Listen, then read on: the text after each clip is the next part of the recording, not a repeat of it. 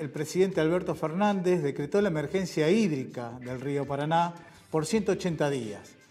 ¿Por qué? Porque es una bajante que es la peor en los últimos 77 años, con lo cual decretó a través de este instrumento para que las diferentes áreas de gobierno den continuidad a la actividad productiva y también a los puestos de trabajo que afectan a las zonas. Preocupa mucho el recurso del agua potable, el abastecimiento de esta agua y también el abastecimiento de la energía eléctrica, como así también el comercio por la vía navegable. Además, los incendios es otra de las preocupaciones que afecta a esta situación. Desde el Ministerio de Ambiente y Desarrollo Sostenible de la Nación se considera que es un problema ambiental de origen por el cambio climático, pero también hay otro tipo de factores que intervienen en esta situación, como es la sequía que arrastra ya desde los últimos 2 años, como también lo es el manejo de las aguas con las represas que están a la costa del río, mayoritariamente en Brasil, y también el problema de la deforestación, que esto repercute en los humedales de este río. Para entender un poquito mejor del tema y para hablar sobre esta situación es que estamos en comunicación con Jacqueline Hermini. Ella es referenta de Jóvenes por el Clima. Es referenta, decía, de Jóvenes por el Clima Rosario. No sé si nos estás escuchando, Jacqueline, ya te damos la bienvenida al noticiero y bueno, queríamos saber, en principio, para arrancar, que nos cuentes un poco de la situación del río Paraná y cómo está esta situación en la provincia. Hola, ¿cómo están? No sé si me escuchan bien. Sí, te escuchamos perfecto. Bien, perfecto. Bueno, tal como mencionabas, estamos atravesando una sequía, una de las mayores bajantes de los últimos 70 años. En este último tiempo el río Paraná estuvo registrando los niveles más bajos y esto responde a un montón de causas, principalmente a la falta de lluvias y a la extensa sequía que estamos viviendo, no solamente en esta zona, sino digamos a lo largo de toda la cuenca. Y estas faltas de lluvias responden, tal como mencionabas, a diversos factores. Si bien el río Paraná tiene estaciones de crecidas y de bajantes que responden, digamos, al flujo natural del río. Hay épocas en donde el río crece y otras en donde el caudal baja. Lo que estamos viviendo ahora es un fenómeno extraordinario y que está íntimamente relacionado, bueno, por supuesto, con el cambio climático y la exacerbación de este tipo de fenómenos, con la deforestación del Amazonas generó que se interrumpa el ciclo hidrológico del agua, que, bueno, obviamente las plantas ayudan a evaporar agua que después se condensa y llueve, y al no haberlas, esto se ve interrumpido, y por supuesto a un montón de otras causas de origen antrópico. En ese sentido, sumado, digamos, a la bajante y a estos niveles tan bajos de agua que estamos registrando, estamos atravesando también, como todos los años, una temporada de incendios en donde anualmente, digamos, en esta época se incendian las islas del delta del río Paraná, pero en este contexto, digamos, de bajante y de sequía tan extrema, esto se vuelve aún más peligroso de lo que de por sí es, debido a que, bueno, la falta de agua permite que los incendios se expandan fácilmente, poniendo, bueno, en riesgo no solamente todo el ecosistema, sino también las familias y las comunidades que viven en la zona de islas. En ese sentido, el año pasado fue un año catastrófico en relación a los incendios y a los humedales. Perdimos más de 1 millón de hectáreas arrasadas por el fuego. Este año los incendios nunca pararon, pero ya no hay mucho más para quemar. Sin embargo, bueno, siguen surgiendo. Pero como mencionaba, en este contexto la situación se vuelve aún más grave porque, por supuesto, al no haber agua, no hay algo que corte, no hay una barrera que impida a los fuegos detenerse, contenerse. entonces avanzan y la situación, la verdad, es bastante crítica.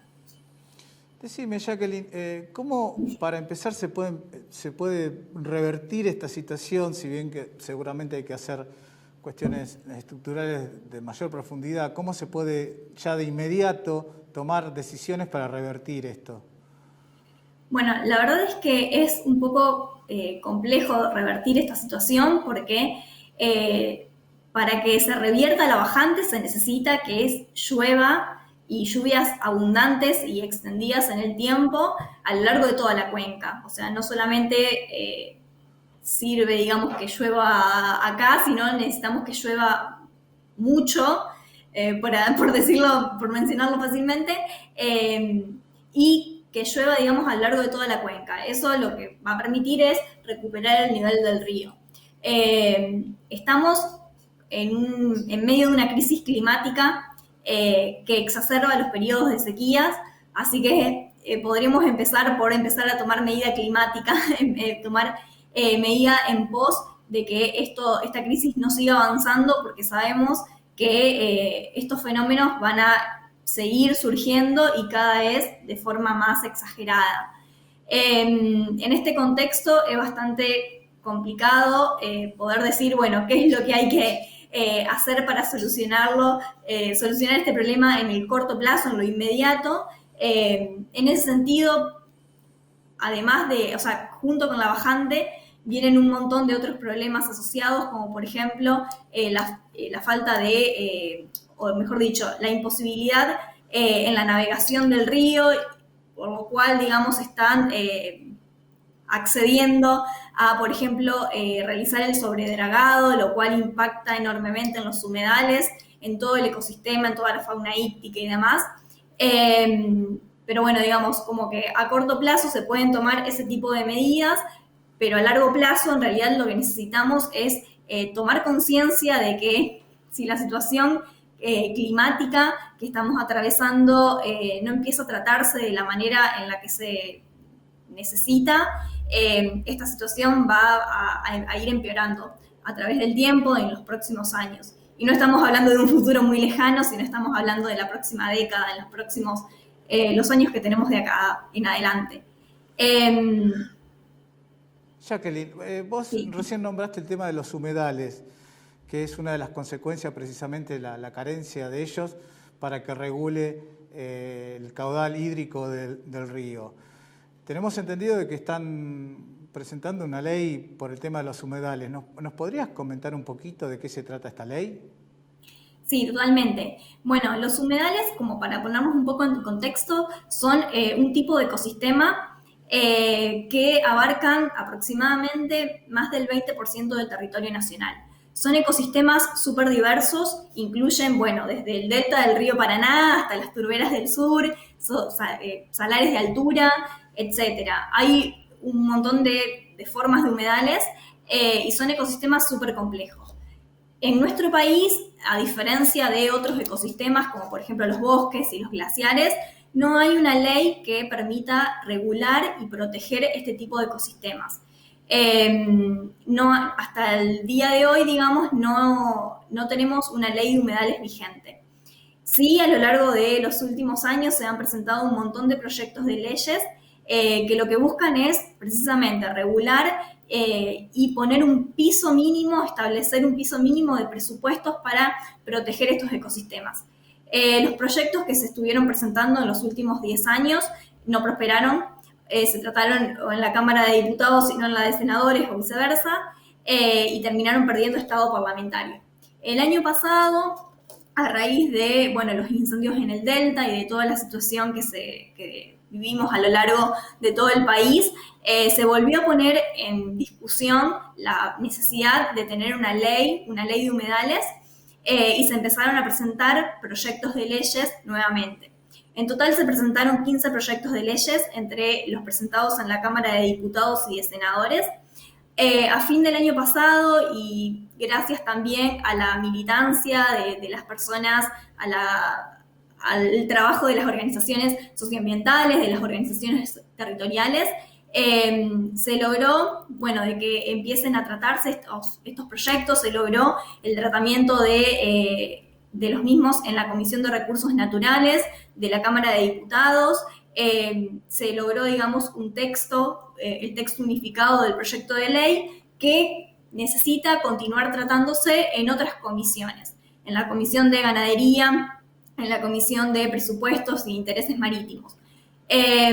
Actualmente el proyecto está cajoneado en la Comisión de Agricultura, no se está tratando y necesitamos, bueno, de que se trate para que finalmente, luego del tratamiento en todas las comisiones, pueda llegar a debatirse en el recinto a través de nuestros, de nuestros legisladores. En este momento estamos reclamando que se trate y que se sancione la ley de humedales, justamente porque la situación que estamos viviendo es crítica y necesitamos más que nunca proteger estos ecosistemas que nos brindan desde agua potable, alimento, refugio, vivimos en ellos y necesitamos, protegerlos. Pero falta un poco de voluntad política para poder hacerlo. Por lo menos en este momento el proyecto está bastante detenido. Ok, Jacqueline. Tenemos entendido que desde Jóvenes por el Clima están motorizando la cuestión que tanto la justicia social como el ambientalismo van de la mano. ¿Nos podrías explicar un poquito qué es esto y cómo se relaciona con lo que está sucediendo en el río Paraná? Totalmente. Bueno, nosotros hablamos de justicia social como sinónimo de justicia ambiental porque entendemos de que no podemos tener una sin la otra. Lo ambiental y lo social está íntimamente relacionado e incluso lo vemos, o sea, si paramos en el ejemplo de los humedales y de lo que estamos viviendo acá, lo vemos claramente. Muchas veces se piensa, o por ahí se tiene esa idea de que, bueno, los problemas de la sociedad y los problemas ambientales están separados, cuando en realidad no. Todo lo que le afecta al ambiente nos afecta a nosotros, y los problemas ambientales están relacionados con la falta de seguridad alimentaria, con la pérdida de vivienda, con las peores calidades de vida y demás. Por lo tanto, entendemos de que necesitamos de un ambiente sano, íntegro, que pueda, bueno, por supuesto, brindarnos todo eso y que asegure una calidad de vida digna. Cuando no tenemos justicia social, no, o sea, no podemos hablar de justicia social sin justicia ambiental, básicamente por eso, porque son dos cosas indivisibles, y principalmente porque si bien las problemáticas ambientales nos afectan a todos, no impacta de la misma manera en los diferentes sectores de la sociedad. Aquellos sectores que tienen menos recursos son los que tienen, bueno, justamente las mayores dificultades para enfrentarse a este tipo de problemas. Entonces, bueno, entendemos claramente que la justicia social y la justicia ambiental están estrechamente relacionadas. Nuestro abordaje de la problemática parte desde ese lado, entendiendo, bueno, por supuesto, el contexto social, político, cultural, histórico y demás, y bueno, abordándolo desde una perspectiva latinoamericanista, bueno, por supuesto, social y demás.